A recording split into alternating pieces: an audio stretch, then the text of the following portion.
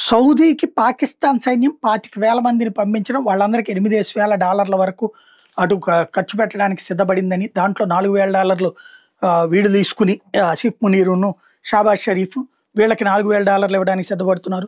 వాళ్ళకి అక్కడ జీతాలు $2,000 కూడా లేవు, $1,000 ఉంటుంది. దానికి $2,000 వస్తాయని వీళ్ళు కూడా రెడీ అవుతున్నారు. ఇదంతా మొన్నటిదాకా విన్నటువంటి.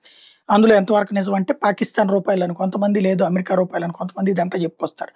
అది పక్కన పెడితే పాకిస్తాన్ సైన్యం ఇప్పుడు సౌదీ అరేబియా కోసం ప్రాణాలు అర్పించడం ప్రారంభమైంది.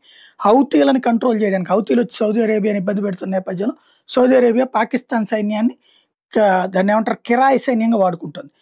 పాకిస్తాన్ ఇచ్చినటువంటి కిరాయి సైనికులతో సౌదీ అరేబియా కంట్రోల్ చేసే ప్రయత్నం చేస్తుంటే హౌతీలు కొట్టినటువంటి దెబ్బతో 3 పాకిస్తానీ సోల్జర్స్ చచ్చిపోయారు, 2 తీవ్ర గాయాలు పడ్డారు.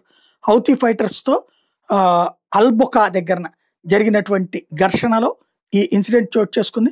సౌదీ యెమెన్ బోర్డర్లో ఈ సంఘటన చోటు చేసుకుంది.